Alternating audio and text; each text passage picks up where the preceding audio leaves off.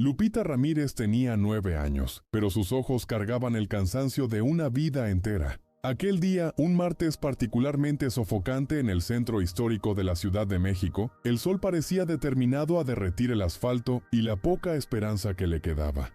Sus pies descalzos, callosos y cubiertos por una fina capa de polvo, apenas sentían el calor que emanaba del suelo. Llevaba la misma blusa descolorida de siempre y una falda remendada con un hilo de un color diferente. Un trabajo cuidadoso de su abuela. El estómago de Lupita rugía, un sonido hueco que ya había aprendido a ignorar la mayor parte del tiempo, pero que hoy se hacía más presente, más insistente. Aquel día no estaba siendo bueno para el negocio. La canasta de mimbre, pesada al inicio de la mañana, continuaba casi llena. Las alegrías de amaranto y miel, las cocadas doradas y las obleas finas como el papel, parecían invisibles para la multitud que pasaba deprisa. Eran turistas con sus cámaras, ejecutivos con sus teléfonos pegados a la oreja, locales navegando por el caos con una pericia que Lupita también poseía. Pero nadie miraba hacia abajo, hacia la niña pequeña sentada en el escalón de una tienda cerrada, con sus dulces dispuestos sobre un paño limpio. Se sentía parte del paisaje, como una estatua o un poste, algo que se ve pero no se mira. Su mente no estaba totalmente allí, en la agitación de la calle Madero. Parte de ella estaba a kilómetros de distancia, en una humilde choza en Iztapalapa, donde su abuela, doña Carmen, yacía en una cama, luchando contra una tos que parecía rasgarle los pulmones. Cada peso que Lupita no ganaba era un peso más en su conciencia. El dinero era para la medicina de la abuela, para el caldo de pollo que el médico dijo que la haría más fuerte, para el queroseno de la lámpara. La imagen de doña Carmen, con su rostro arrugado y su sonrisa débil, era el combustible que le impedía simplemente rendirse y llorar. Recordaba el ritual de la noche anterior, las dos sentadas en el suelo de la cocina, mezclando las semillas de amaranto con la miel caliente. Las manos temblorosas de la abuela guiaban las suyas. «Con amor, mija. Todo lo que se hace con amor sabe más rico», decía doña Carmen con la voz ronca. Lupita creía en eso. Cada dulce en su canasta no era solo azúcar y semilla, era un pedazo del amor de su abuela. Un pedazo de su propia dedicación. Por eso, la indiferencia de la gente dolía tanto. No estaban rechazando solo un dulce. Estaban rechazando su historia, su esfuerzo, a su abuela. El sol del mediodía era despiadado. Lupita se llevó a la boca la botella de plástico con un poco de agua, pero dudó antes de beber. Tenía que durarle todo el día, incluyendo la larga caminata de regreso a casa. Un sorbo pequeño solo para mojar la garganta seca. El rugido en su estómago pareció hacerse más fuerte, una protesta contra la falta de solidaridad de sus propios órganos. Cerró los ojos por un instante, imaginando el sabor de sus propias cocadas, pero apartó el pensamiento. Eran para vender, no para comer. Vender significaba supervivencia. Fue cuando escuchó un sonido que se destacó en medio de la cacofonía de la ciudad. Un llanto. No era el llanto de un bebé, sino el llanto desesperado de un niño un poco menor que ella. Abrió los ojos y buscó la fuente del sonido. Allí, a unos metros de distancia, cerca de un puesto de periódicos, estaba un niño. Estaba de pie, completamente solo, mirando a todos lados con una expresión de puro pánico. Su ropa era extraña para Lupita. Zapatos de cuero que brillaban incluso sucios, pantalones de un color beige que parecían suaves y una camisa tipo polo con un pequeño caballo bordado en el pecho. El contraste entre él y el entorno era chocante. Parecía un personaje de televisión que hubiera caído por error en el mundo real. Pero su desesperación era auténtica. Las lágrimas trazaban caminos limpios en su rostro sucio, y sollozaba de una forma que le partió el corazón a Lupita. La gente pasaba a su lado como si fuera un obstáculo, desviándose sin dirigirle una sola mirada. Él era tan invisible como ella, pero por razones diferentes. La soledad de él era nueva, aterradora. La de ella era crónica, una vieja conocida. Una parte de Lupita, la parte cansada y hambrienta, le dijo que se quedara donde estaba. Tenía sus propios problemas, enormes y urgentes. Aquel niño rico seguramente tendría padres ricos que pronto aparecerían en un coche importado para buscarlo. Cuidar de él no era su responsabilidad. Pero otra parte, la parte que había sido criada por doña Carmen, la parte que entendía lo que era el miedo, no la dejó quedarse quieta. Vio en sus ojos el mismo pavor que sentía cuando se despertaba de una pesadilla y no encontraba la mano de su abuela en la oscuridad. Entonces se levantó. Sus piernas protestaron, pero las ignoró. Tomó su canasta y la botella de agua y caminó lentamente hacia el niño. Cada paso era una decisión consciente contra él. Instinto de autoconservación. Al llegar cerca se detuvo y habló con la voz más suave que pudo. ¿Estás perdido?, preguntó. El niño dio un brinco, asustado, y la miró con sus ojos grandes y azules, inundados de lágrimas. Era solo un niño. No era rico ni pobre, era solo un niño asustado. Asintió con la cabeza, incapaz de hablar. Sin pensar dos veces, Lupita le extendió su botella de agua. «Toma un poco. Te ayudará a calmarte», le dijo. El niño miró la botella, luego a ella, con desconfianza. Probablemente su madre le había enseñado a no aceptar nada de extraños, especialmente de extraños que se parecían a Lupita. Pero la sed y la desesperación vencieron. Tomó la botella con manos temblorosas y bebió, de un solo trago, casi la mitad del agua preciosa que ella tenía. Lupita no sintió rabia, solo un extraño alivio al verlo dejar de sollozar. Después del agua vino el hambre. No la de ella, sino la que imaginó que él también debía estar sintiendo. Se agachó, puso la canasta en el suelo y levantó el paño. El olor dulce subió en el aire caliente. Sus ojos pasaron por las cocadas, que eran las más caras, y se detuvieron en las alegrías. Alegría. Era de eso de lo que él necesitaba. Tomó una, la más grande y perfecta, y se la extendió. «Es un dulce de alegría, para darte fuerza», explicó, repitiendo las palabras que su abuela usaba con ella. El niño, que se llamaba Sebastián, como descubriría pronto, tomó el dulce con una delicadeza sorprendente. Lo examinó por un segundo antes de dar una pequeña mordida. Sus ojos se abrieron un poco con el sabor, una mezcla de lo crujiente del amaranto y el dulce rústico de la miel. Fue la primera vez que su rostro perdió la máscara de pánico desde que Lupita lo vio.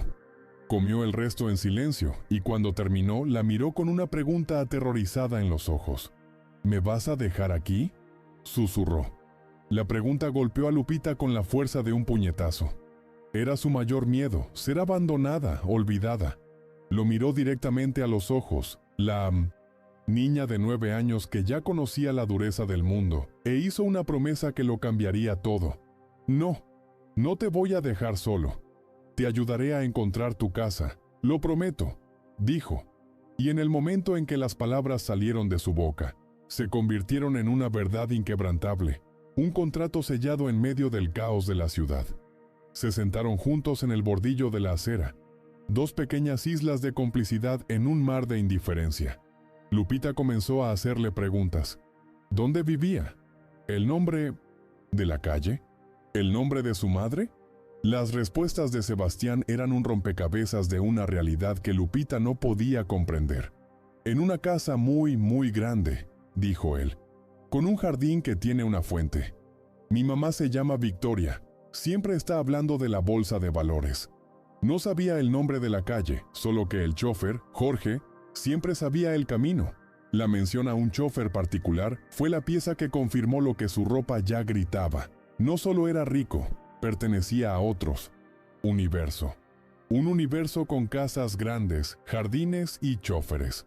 El mundo de Lupita era una choza, un patio de tierra y sus propios pies como único medio de transporte. La distancia entre ellos no era de metros, sino de galaxias. Aún así, su mano, que ahora sostenía la de ella, era solo la mano de un niño. Estaba tibia y un poco sudada, exactamente como la de ella.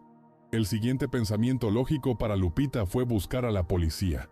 Era lo que los adultos siempre decían. Si tienes problemas, busca a un policía. Vio a dos de ellos apoyados en una pared, conversando y riendo, el aburrimiento estampado en sus rostros. Sintió una oleada de optimismo. Ellos eran la solución. Eran hombres grandes, con uniformes y armas. Sabrían qué hacer. Tirando de Sebastián de la mano, se acercó a ellos con una confianza que en realidad no sentía. «Disculpen, señores», comenzó, la voz un poco más aguda de lo normal. «Este niño está perdido, no sabe cómo volver a casa». Los dos policías se giraron y los miraron. No fue una mirada de preocupación o de ayuda. Fue una mirada que los midió. Los pesó y los descartó en cuestión de segundos. La mirada pasó por sus pies descalzos, por su falda remendada, por el rostro sucio de Sebastián y por la camisa de marca cara, y sacó una conclusión inmediata y equivocada. Uno de ellos, el que tenía un bigote grueso, resopló. «¿Y qué quieres que hagamos? ¿Crees que somos niñeras?», dijo, la voz llena de desprecio. «Probablemente estás tratando de hacer una estafa, niña. Llevarte al niño a algún lugar y luego pedir rescate». La acusación tomó a Lupita por sorpresa, robándole el aliento. Ella no estaba tratando de estafar a nadie, estaba tratando de ayudar, estaba cumpliendo una promesa. «No es verdad, estaba llorando, solo», protestó ella, su voz temblando de indignación. El otro policía, más joven, simplemente sacudió la cabeza y se rió. «Circulando los dos. Vayan a un albergue o arréglenselas. No tenemos tiempo para sus cuentitos». Se dio las vuelta, dando por terminada la conversación. El gesto fue tan definitivo, tan humillante, que Lupita sintió las lágrimas picándole en los ojos. La invisibilidad dolía, pero la acusación dolía aún más. Se quedó allí, paralizada, sosteniendo la mano de Sebastián con fuerza. La esperanza que había sentido momentos antes se deshizo en humo, reemplazada por una rabia fría y una determinación obstinada. Si los adultos uniformados no iban a ayudar, entonces ella lo haría sola. Miró el rostro lloroso de 1900 Sebastián y apretó su mano. «No te preocupes», susurró ella, más para sí misma que para él. «Te voy a llevar a casa». Apenas sabía que, en ese exacto instante, el nombre Santillana estaba resonando en las radios de alta frecuencia, y que la madre de Sebastián, Victoria, ya estaba moviendo cielo y tierra, convencida de que su hijo había sido secuestrado. Lupita apartó a Sebastián de los policías indiferentes, el corazón latiéndole descontroladamente contra sus delgadas costillas.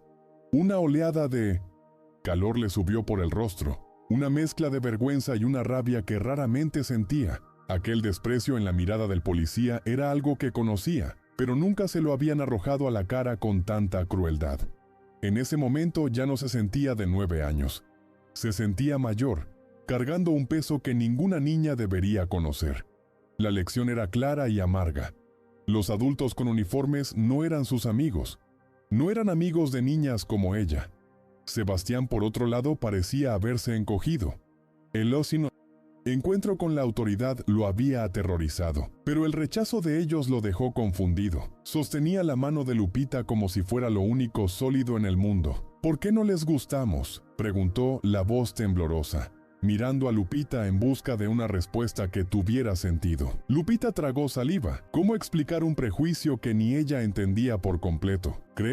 Creo que no les gusta la gente que parece pobre», respondió, la verdad simple y dolorosa saliendo de su boca. El plan, si es que se podía llamar así, era simplemente caminar. Lupita pensó que tal vez, si seguían moviéndose, Sebastián podría reconocer una calle, un edificio, cualquier cosa. Comenzó a interrogarlo de nuevo, buscando pistas útiles. «¿Hay alguna estatua cerca de tu casa? ¿Una iglesia con una campana grande?». Pero las referencias de Sebastián eran las de un niño viviendo en una burbuja de privilegio. «Está la tienda con un vestido rojo muy brillante que a mamá le pareció feo», dijo él. «Y la calle, donde los árboles huelen dulce después de la lluvia». Eran detalles poéticos e inútiles. Se sumergieron de nuevo en el río de gente. Lupita sentía cada empujón, cada hombro que los rozaba. Mantener la mano de Sebastián segura en la suya requería un esfuerzo consciente, una concentración que la dejaba exhausta. El olor a tacos de suadero y a elote asado que venía de los puestos callejeros era una tortura para su estómago vacío, un recordatorio constante de su propia necesidad en medio de su Misión de salvar a otra persona. Nunca se había sentido tan responsable por algo o alguien en toda su vida, ni siquiera por su abuela enferma. En un momento, la multitud se densificó y Sebastián tropezó, casi cayendo. Lupita lo sostuvo con una fuerza sorprendente, afirmándolo en el suelo. Él levantó la vista, el pánico momentáneo en su rostro dando paso a una admiración genuina. Ya no estaba llorando, solo parecía increíblemente cansado. «Eres más fuerte que Jorge», dijo, refiriéndose a su chofer. El elogio inesperado e infantil calentó el corazón de Lupita. Por un breve segundo no era la niña descalza e invisible. Era fuerte. Era una protectora. Encontraron un banco vacío en una placita escondida, lejos del flujo principal de peatones, y se sentaron a recuperar el aliento. Lupita aprovechó la pausa para tratar de extraer más información. «Háblame más de tu mamá», le pidió. Sebastián frunció el ceño pensando. «Siempre está en el teléfono», dijo él, «hablando con gente de otros países. Habla de acciones e inversiones, y se enoja cuando el mercado cae». Las palabras sonaban como un dialecto alienígena para Lupita. Imaginó a esa mujer, Victoria, como una figura severa, hecha de números y órdenes, que se enojaba por cosas invisibles como el mercado. Mientras conversaban, un vendedor de periódicos pasó gritando los titulares del día para atraer clientes. «Extra, extra, hijo de la poderosa banquera Victoria Santillana desaparece en el centro». El nombre Santillana flotó en el aire y llegó a los oídos de Lupita, pero no se conectó con nada. Era solo un nombre, como tantos otros que formaban la banda sonora de la ciudad. Un nombre de gente importante, gente que vivía en otro mundo. La ironía de la situación era colosal y completamente perdida para ella. El niño desaparecido que protagonizaba las noticias estaba allí, a su lado, compartiendo un banco sucio. Sebastián, ajeno a su propio estatus de noticia de última hora, finalmente reveló un detalle crucial. Tenía una clase de violín, contó. Después iba a encontrar a mamá en el Museo de Arte, ese con las pinturas de la mujer de una sola ceja. Pero vi un perrito y fui tras él. Cuando miré, ya estaba perdido.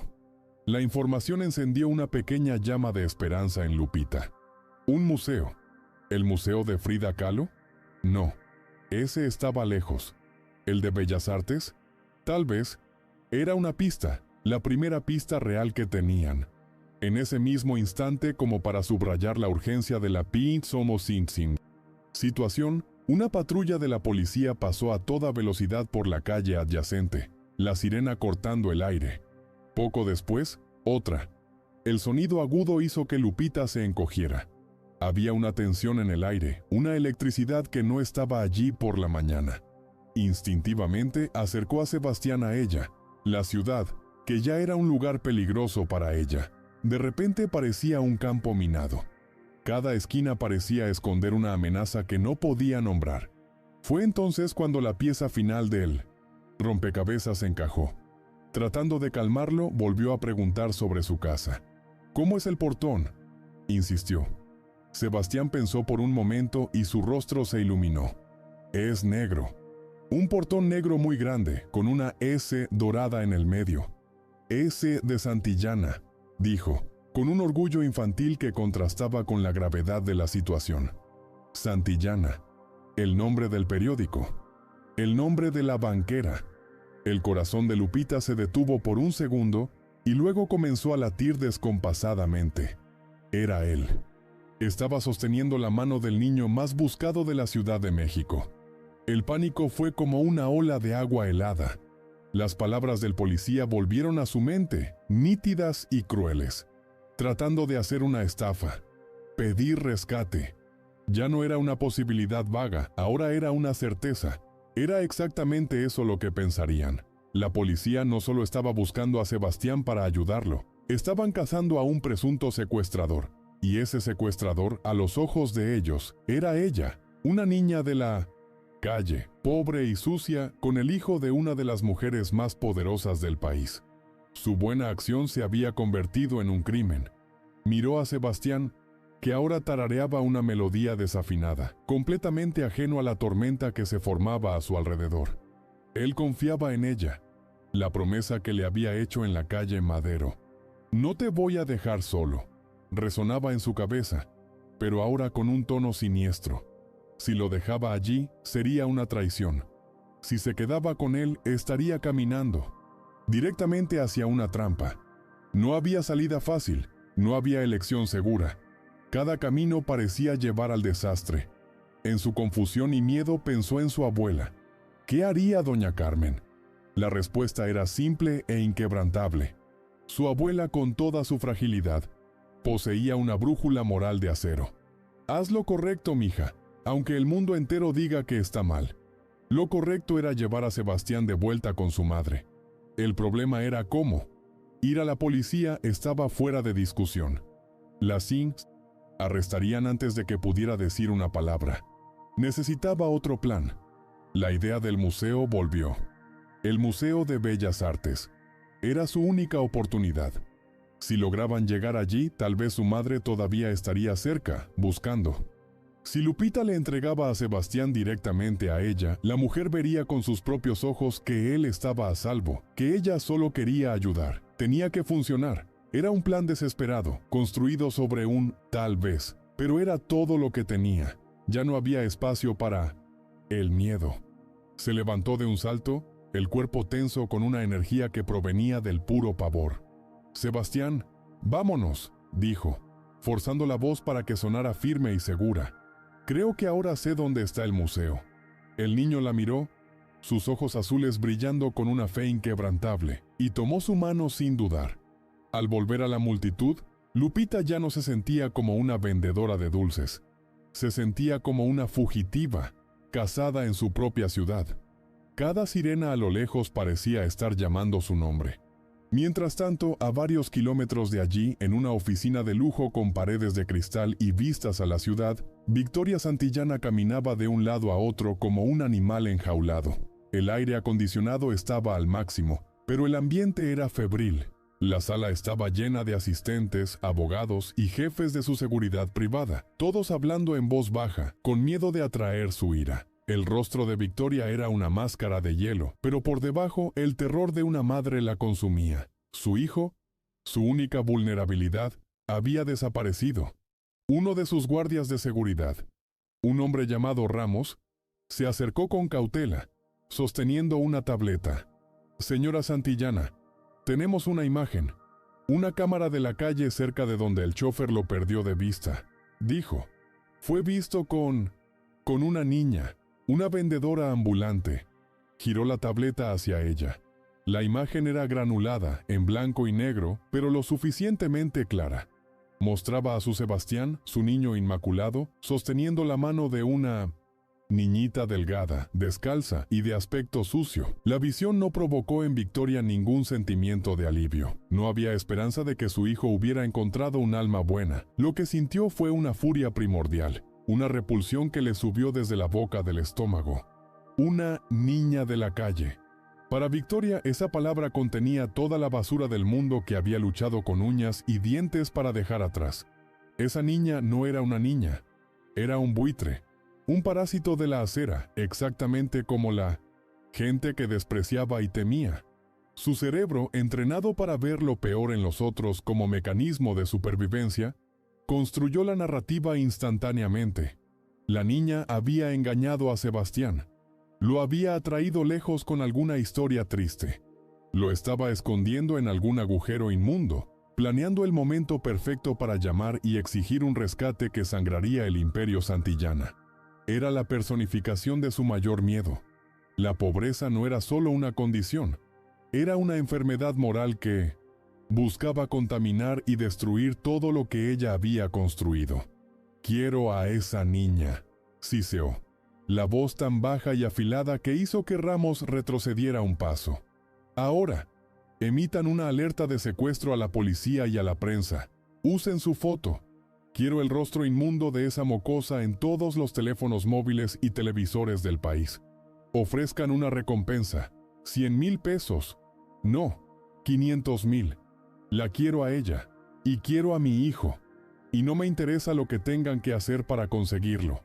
La orden era final, indiscutible, nacida de un miedo profundo y de un prejuicio aún más profundo. Y así, Mientras Lupita guiaba a Sebastián por las calles peligrosas, creyendo que estaba haciendo lo correcto, su rostro se convertía en el símbolo de un crimen que no había cometido. Ya no era una niña de 9 años vendiendo dulces para ayudar a su abuela. Era una secuestradora sin nombre, un objetivo de 500,000 pesos. La cacería había comenzado, orquestada por una mujer que veía en Lupita un reflejo del pasado que ella intentó enterrar. Las dos fuerzas, una movida por la compasión y otra por la furia, estaban en ruta de colisión. La cúpula dorada del Palacio de Bellas Artes brillaba a lo lejos, una promesa distante entre los edificios grises de la ciudad. Para Lupita era un faro, pero no sabía si de esperanza o de peligro inminente. Cada paso hacia él era un acto de fe y de desafío al miedo que le helaba los huesos. La distancia parecía no disminuir nunca. Cada calle que cruzaban, la cúpula parecía burlarse de ella, manteniéndose inalcanzable. El peso de la canasta de dulces, ahora casi vacía, parecía haberse transferido a sus hombros. La primera señal concreta de que su mundo se había encogido y convertido en una trampa vino de un carrito de vendedor ambulante. El vendedor, un hombre aburrido, veía un noticiero en un pequeño televisor portátil, apoyado entre cables de cargador y fundas de celular. Lupita pasó y su mirada fue capturada por la pantalla, y allí estaba ella, la imagen granulada de la cámara de seguridad, mostrando su figura pequeña y delgada tomando la mano de Sebastián. Su corazón se detuvo. Verse a sí misma en la televisión como una criminal lo hacía todo terriblemente real. Apresuró el paso, tirando de Sebastián, intentando inútilmente usar su cabello para ocultar el rostro. A partir de ese momento, la mirada de la gente cambió. Ya no era la indiferencia de antes, la invisibilidad que era su armadura y su maldición. Ahora, las miradas eran de curiosidad, de sospecha. Una mujer que caminaba en su dirección agarró su bolso con más fuerza y cruzó la calle para evitarlos. Un joven sentado en un banco los miró, luego la pantalla de su celular, luego a ellos de nuevo, los ojos abriéndose de par en reconocimiento. Lupita sentía el peso de cientos de miradas, cada una un ladrillo en el muro que se levantaba a su alrededor. El cansancio finalmente alcanzó a Sebastián. «Lupita, me duelen los pies», se quejó, la primera queja que hacía en horas. Sus zapatos caros, hechos para caminar sobre alfombras y pisos de mármol, no fueron diseñados para una maratón en el asfalto caliente e irregular de la ciudad. La queja era tan infantil, tan normal, que un nudo se formó en la garganta de Lupita. Quería parar, dejarlo descansar, sentarse en cualquier escalón y simplemente respirar. Pero parar significaba ser atrapada. Parar era el fin. Rebuscó en su canasta, el corazón apretado. Solo quedaba una cocada, la última, que guardaba con la esperanza de venderla a buen precio al final del día. El dinero sería casi suficiente para una de las cajas de medicinas de la abuela. Pero Sebastián necesitaba energía. La abuela lo entendería. «Come», le dijo, entregándole el dulce, mientras su propio estómago rugía en protesta silenciosa. «Te dará fuerza». Él comió con gusto, ajeno al sacrificio que ese pequeño gesto representaba. Al intentar cruzar la tumultuosa avenida Eje Central, el terror se materializó. El semáforo para peatones estaba en rojo, y esperaban en la acera cuando una patrulla de la policía disminuyó la velocidad a su lado, el coche casi tocándolos. Lupita sintió que la sangre se le escapaba del rostro. Era eso. Los habían visto. El final del camino había llegado allí, en medio del ruido ensordecedor del tráfico. Se giró instintivamente, tratando de ocultar a Sebastián con su cuerpo delgado, una barrera inútil contra el poder del Estado. El policía en el asiento del pasajero se inclinó hacia afuera, el rostro impasible, y los miró directamente. La mirada pareció durar una eternidad. Lupita no podía respirar. Estaba esperando el grito, la orden de detenerse, la mano pesada en su hombro. Cerró los ojos con fuerza, preparándose para el impacto de la captura, la humillación, la prisión. Imaginó a su abuela sola, esperándola, sin saber nada. La imagen la rompió por dentro. Entonces, un sonido inesperado. La radio en el tablero del coche emitió un crujido. Una voz hablando rápido y con urgencia. El policía que los miraba pareció despertar de un trance. Le dijo algo al conductor, algo que Lupita no pudo oír por el ruido. La patrulla aceleró bruscamente, la sirena encendiéndose de repente, y se lanzó al tráfico, desapareciendo en segundos. Iban a otra llamada, otra pista falsa. Por un milagro inexplicable habían sido ignorados. Lupita abrió los ojos, el cuerpo temblando de forma tan violenta que apenas podía mantenerse en pie. La adrenalina de la casi captura la dejó mareada y con náuseas. Agarró la mano de Sebastián y lo arrastró al otro lado de la calle en el instante en que el semáforo se puso en verde sin mirar a los lados. La urgencia era desesperada ahora. La cúpula dorada estaba tan cerca. Podía ver los jardines que rodeaban el palacio. Estaban a pocos metros de distancia.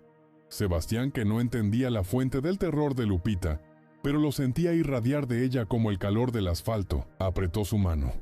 ¿Tienes miedo?, preguntó, la voz pequeña y preocupada. Lupita bajó la mirada hacia su rostro inocente. Quería mentir, decir que no, que ella era la protectora fuerte que él veía. Pero las palabras no salieron. Sí, susurró. La confesión un soplo de agotamiento. Pero todo va a estar bien. Lo prometí. Y entonces llegaron. La explanada frente al Palacio de Bellas Artes estaba irreconocible. En un día normal estaría llena de turistas tomando fotos y artistas callejeros. Hoy, parecía una zona de guerra. Había decenas de policías, hombres de traje negro y gafas, oscuras hablando por comunicadores de muñeca, y una flota de furgonetas de cadenas de televisión con sus antenas parabólicas apuntando al cielo como armas. No habían encontrado un refugio. Habían caminado directamente al centro del huracán. Lupita se detuvo abruptamente en el borde de la plaza, el cuerpo paralizado por la escena. Su plan de encontrar a la madre de Sebastián la había llevado directamente al nido de avispas que había pasado las últimas horas tratando de evitar. Y entonces vio su propio rostro ampliado en una pantalla gigante montada por un canal de noticias, bajo un titular en letras mayúsculas rojas que gritaban: «Se busca secuestradora». La palabra la golpeó con la fuerza de una piedra. Su primer y único instinto fue huir, agarrar a Sebastián, dar media vuelta y sumergirse de nuevo en el laberinto de calles anónimas de la ciudad. Desaparecer.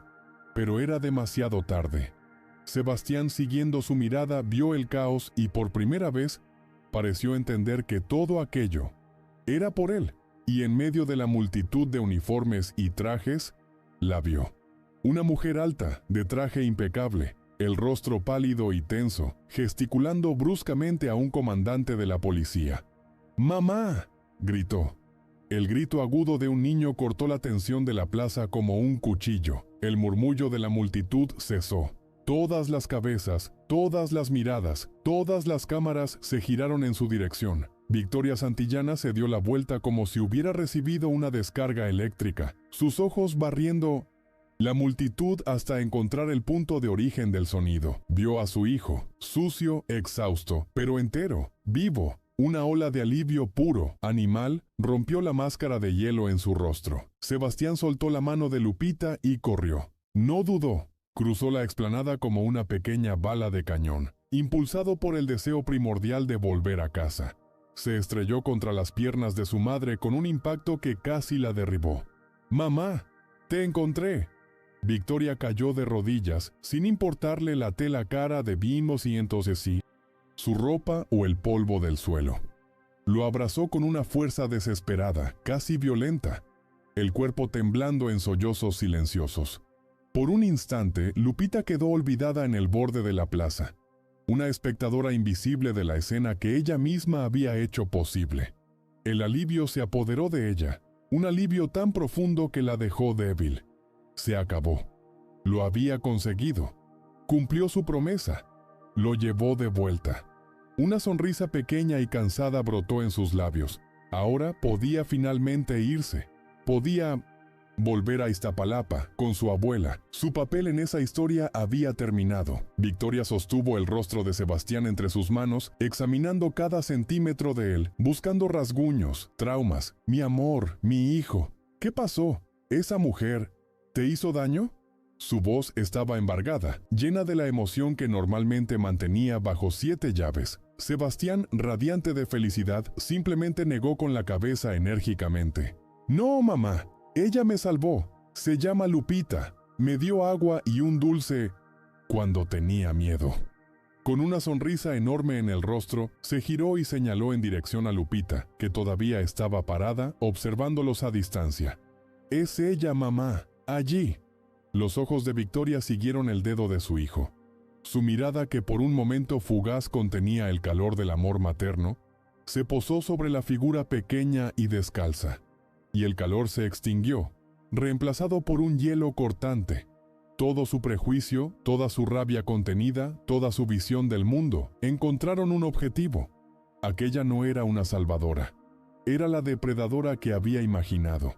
La sonrisa en el rostro de Sebastián, su defensa apasionada de la niña, no eran prueba de inocencia, sino de la astucia de la pequeña delincuente.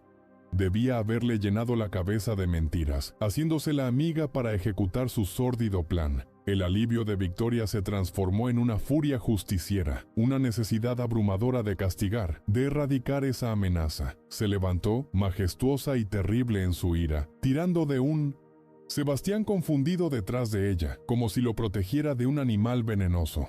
Su rostro era una máscara de desprecio absoluto. Levantó el brazo y apuntó un dedo acusador, largo y perfectamente cuidado, directamente hacia Lupita. Su voz, entrenada para comandar salas de juntas, resonó por toda la plaza, amplificada por los micrófonos de la prensa. «Allí está. Arréstenla. Arresten a esa secuestradora». La orden fue dada, y la pesadilla de Lupita apenas estaba comenzando. La voz de Victoria Santillana resonó en la plaza, y las palabras «arresten a esa secuestradora» golpearon a Lupita con la fuerza de un objeto físico. Por un segundo no entendió. La frase no tenía sentido, era un error de pronunciación, un equívoco. Ella había hecho lo correcto. Había cumplido su promesa. Miró a su alrededor, buscando un rostro adulto que entendiera, que corrigiera esa locura, pero solo se encontró a sí misma en el centro de un círculo de miradas hostiles y a 2 policías enormes, que antes la Nino habían ignorado, ahora caminando hacia ella con un propósito sombrío. El mundo a su alrededor pareció moverse en cámara lenta. Los flashes de las cámaras explotaban como relámpagos silenciosos, capturando su confusión y su miedo para el noticiero de la noche. Las voces de los reporteros se convirtieron en un zumbido distante, un ruido de fondo para la escena que realmente importaba. Los 2 uniformes acercándose, sus botas marcando un ritmo fúnebre sobre las losas de piedra de la plaza. El sol de la tarde, antes su enemigo, ahora parecía débil y distante, incapaz de calentar el hielo que se formaba en sus venas. El primer policía que la alcanzó no dijo nada. Simplemente puso una mano pesada sobre su hombro. No fue un gesto violento, pero era incuestionable. Una demostración de poder que anulaba cualquier protesta. «Vienes con nosotros, niña», dijo el segundo policía, la voz desprovista de cualquier emoción. Fue esa frase simple, esa orden burocrática, la que finalmente rompió la burbuja de shock de Lupita. Aquello estaba sucediendo de verdad. No era una pesadilla. Iban a llevársela. Le dieron la vuelta a Lupita con una eficiencia brutal, tirando de sus delgados brazos hacia atrás de su espalda. El clic metálico de las esposas cerrándose sonó absurdamente fuerte en medio del caos. Eran demasiado grandes para sus muñecas, y el metal frío y pesado era un peso extraño, humillante. Nunca había tocado nada parecido. Era el tipo de cosa que veía en las películas, usadas en hombres malos y peligrosos. Sentir ese acero en su propia piel era una violación. Una marca que la declaraba culpable de algo que su mente de 9 años no podía ni nombrar. Fue entonces cuando los gritos de Sebastián lograron atravesar la niebla de su estupor. «No, déjenla en paz. Ella no hizo nada», chillaba, la voz aguda por el pánico y la rabia. Se debatía contra el agarre de su madre, sus zapatos caros arrastrándose por el suelo, mientras intentaba desesperadamente llegar hasta Lupita. «Mamá, diles que paren, por favor, ella me salvó». La angustia en su voz era lo único verdadero en medio de ese circo de mentiras. Victoria Santillana sostenía a su hijo con la fuerza de un torno, el rostro una máscara de determinación fría. «Cállate, Sebastián. Eres un niño. No entiendes las cosas», dijo, la voz baja y controlada, ignorando las miradas de la prensa. «Esta gente es experta en manipulación. Te engañó para conseguir dinero». Hablaba de él, pero miraba a Lupita con un desprecio, tan profundo que era casi una fuerza física, negando su humanidad, reduciéndola a un problema que debía ser eliminado. «Es mentira. Te odio, gritó Sebastián, las lágrimas ahora corriendo libremente por su rostro, la adoración de minutos antes transformada en odio puro.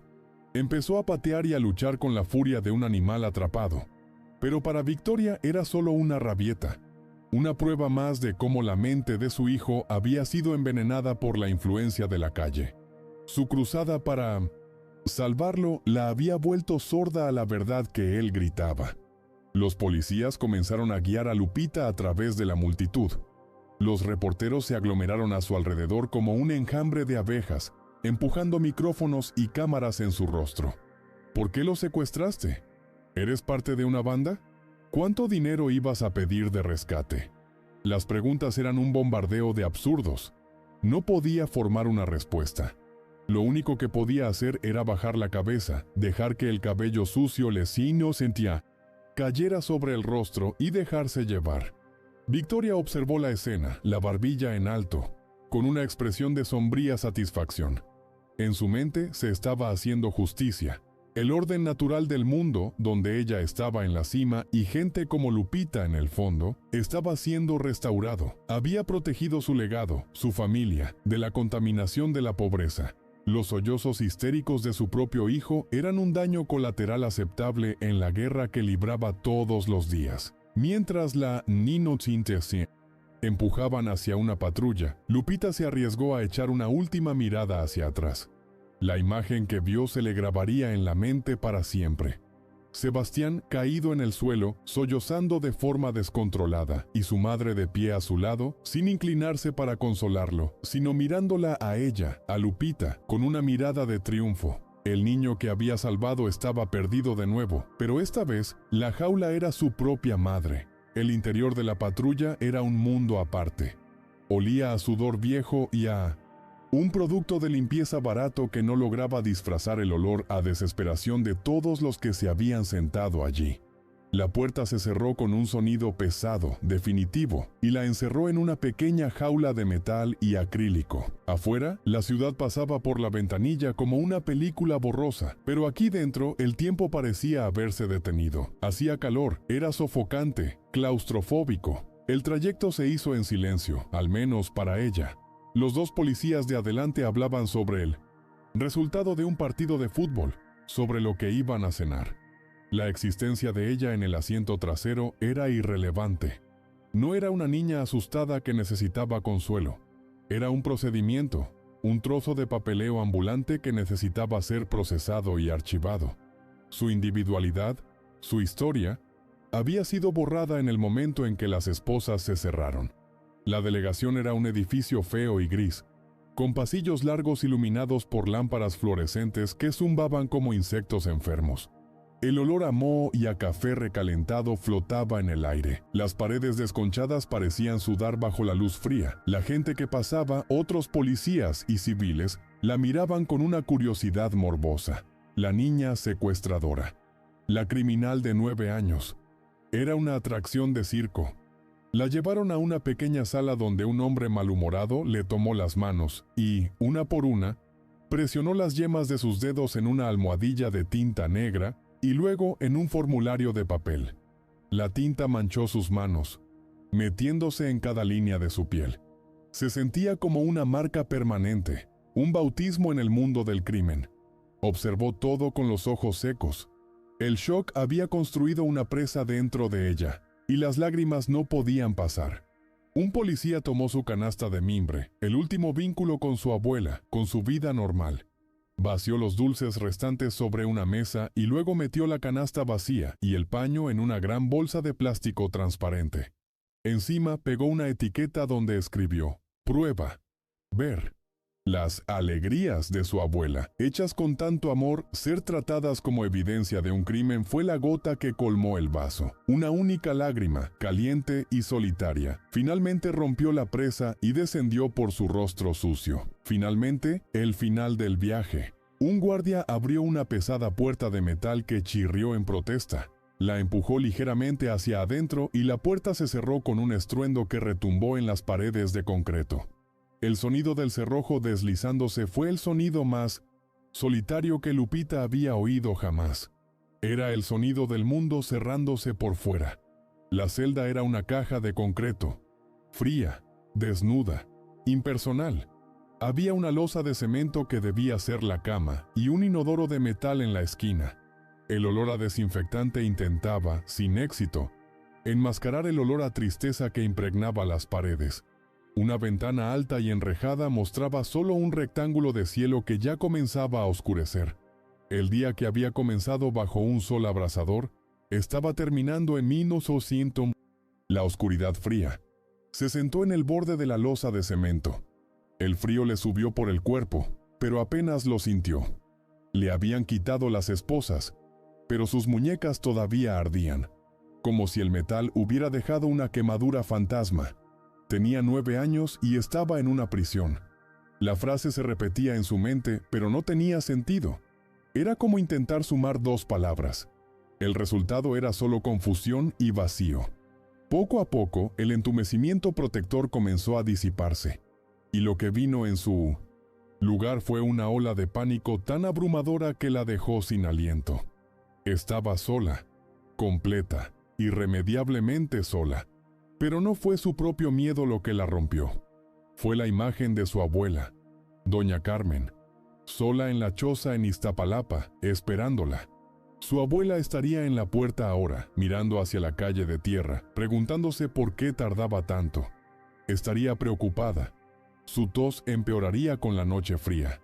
Y estaría sola, sin nadie que le diera su té, que la cubriera con la manta, que le sostuviera la mano. La imagen de doña Carmen, enferma y abandonada por un acto de bondad, fue lo que finalmente demolió las últimas defensas de Lupita. Los sollozos llegaron, rasgándole la garganta, el sonido de un corazón de niña partiéndose en la oscuridad de una celda fría. El viaje de regreso a la mansión en el barrio de Las Lomas fue una tortura silenciosa. Sebastián se negó a mirar a su madre, su pequeño y enojado rostro pegado a la ventanilla blindada del coche. Las lágrimas se habían secado, dejando rastros salados en su piel, pero la rabia que emanaba de su frágil cuerpo era tan intensa que parecía absorber todo el aire del vehículo. Victoria podía sentir el odio de él como una presencia física, una barrera de hielo entre los dos. Era un silencio más ruidoso que cualquier grito. Intentó romper el hielo usando un tono suave y maternal que sonaba extraño y forzado en su boca, acostumbrada a dar órdenes. Sebastián, querido, hice lo que era necesario. ¿Lo hice por tu bien?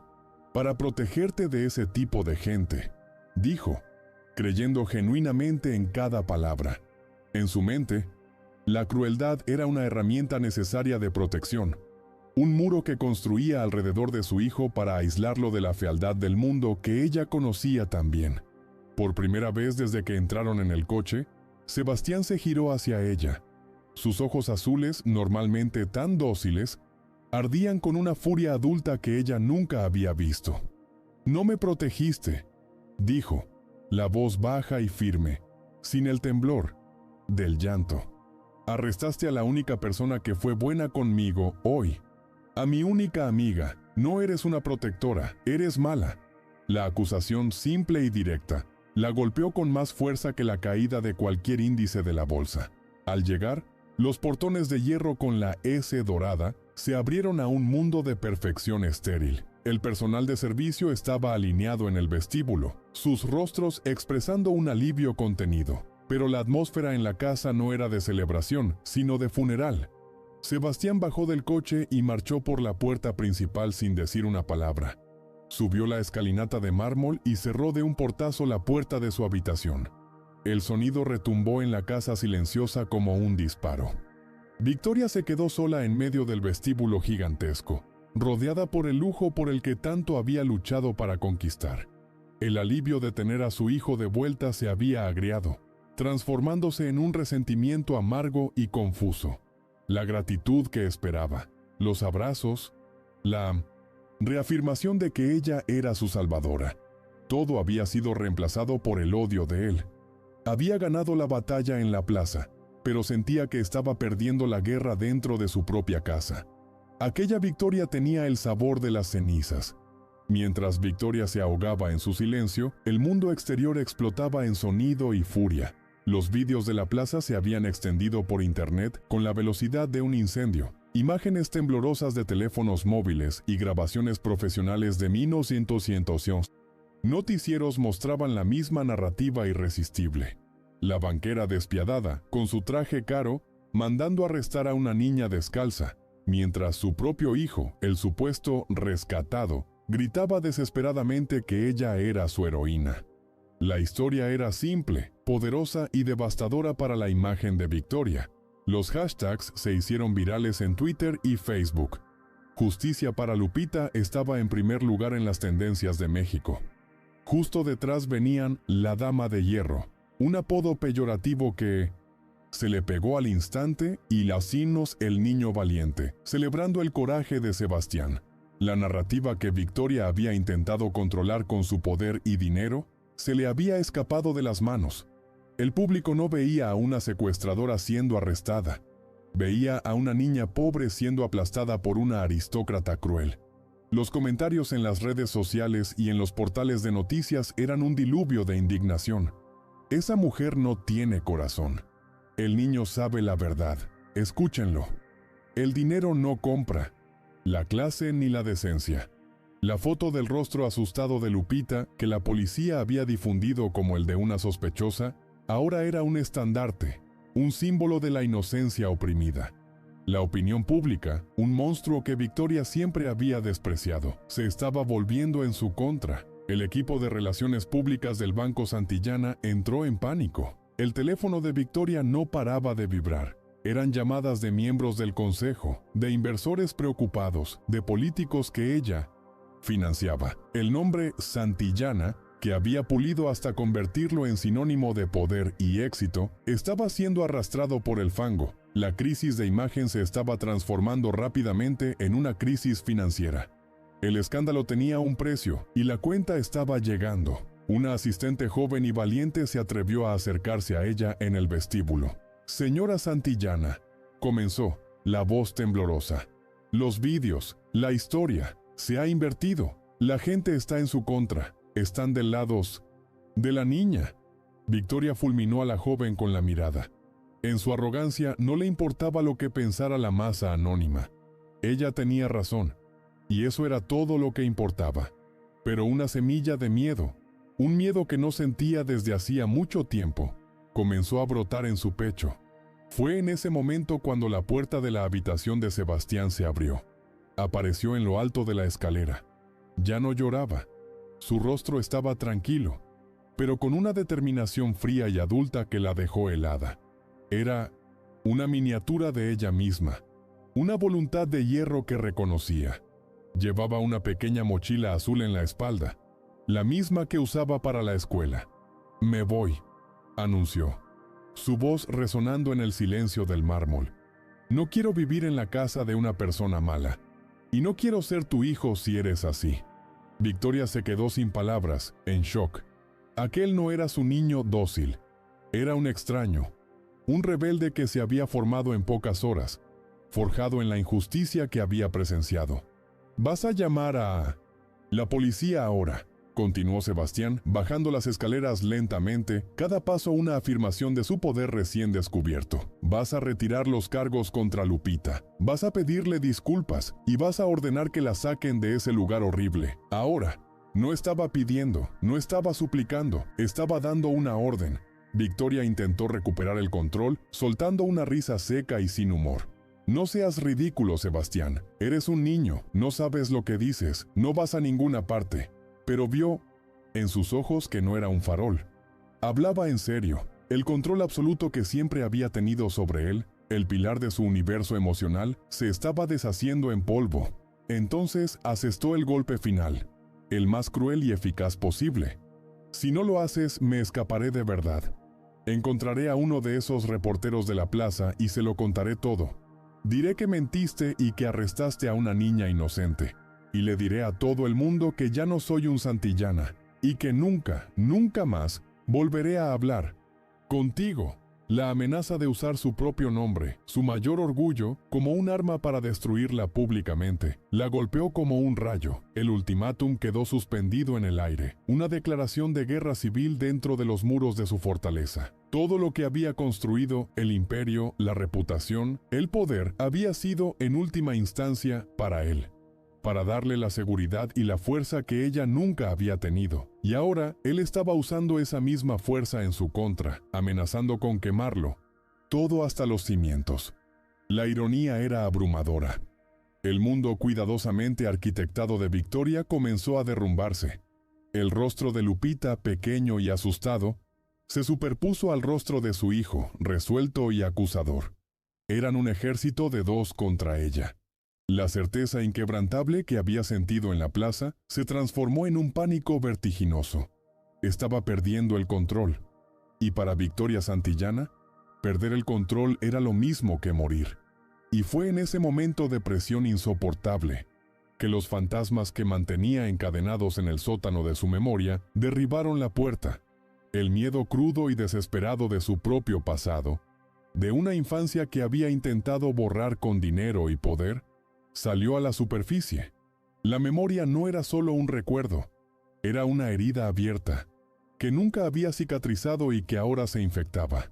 Ya no vio el rostro de Lupita, vio otro rostro de décadas atrás. Un rostro ligado a la miseria absoluta, a la humillación, a la explotación. Un rostro conectado a la muerte de su propia madre. Un rostro que pertenecía a la abuela de Lupita, doña Carmen. La rabia que había volcado sobre la niña no era solo prejuicio de clase, era algo más profundo, más antiguo y mucho más personal. La presa se rompió. La dama de hierro se hizo pedazos. «¡Tú no entiendes!», le gritó finalmente a Sebastián, un sonido de pura agonía que rasgó el silencio de la mansión. «No se trata de esa niña, nunca se trató de ella, se trata de ellas, se trata de lo que la familia de esa desgraciada le hizo a mi familia. Ellas mataron a mi madre». La impactante confesión, un secreto guardado durante toda una vida, fue lanzada contra su hijo, un intento desesperado de justificar un acto que, empezaba a darse cuenta, era totalmente indefendible. La revelación de Victoria cayó como una bomba en el aire pesado de la mansión. Sebastián miró el rostro contraído por el dolor de su madre, viendo por primera vez a la mujer frágil detrás de la figura de autoridad. Vio su agonía. Pero la claridad moral de un niño no permite coartadas para la crueldad. Para él, el dolor de ella era una explicación, no una excusa. «Eso no cambia lo que hiciste», dijo, la voz firme, cortando la histeria de ella. «El dolor de antes no te da derecho a lastimar a Lupita hoy. Ella no tiene la culpa de nada». Victoria, completamente descontrolada, comenzó a caminar de un lado a otro, las palabras brotando como veneno de una herida antigua. Hablaba de su infancia, de una miseria que Sebastián apenas podía concebir. De su madre, una mujer hermosa y cansada, trabajando de sol a sol para una familia rica y despiadada, que la trataba como un objeto. Describió la humillación, el hambre y la muerte lenta de su madre, una muerte que siempre atribuyó a la frialdad y negligencia de esa familia, los Ramírez. En el apogeo de este colapso, la puerta principal se abrió. Era Pablo, el abogado anciano que había servido a la familia por más de 40 años. Un hombre de hombros caídos y mirada triste, que conocía más secretos de los Santillana que cualquier sacerdote en confesionario. Había sido convocado para gestionar la crisis de relaciones públicas, pero se encontró con una crisis existencial mucho más profunda. Se detuvo en el umbral del vestíbulo, escuchando la acusación de Victoria contra la familia Ramírez. Con una tristeza infinita en el rostro, Pablo se acercó. «Victoria, por favor, ya basta», dijo, la voz baja y cansada, la voz de un hombre que ha cargado un fardos. por mucho tiempo. Él sabía la verdad. Había estado allí, un joven asistente del padre de Victoria, y conocía la historia real, no la versión distorsionada que ella había alimentado toda su vida. Sabía que la hora de contar la verdad finalmente había llegado. «No, Pablo, tú no entiendes. Ellos la mataron. La indiferencia de ellos mató a mi madre», insistió Victoria, aferrándose a su rabia como un náufrago a un madero. Pablo negó lentamente con la cabeza, el movimiento pesado de quien está «así no siento».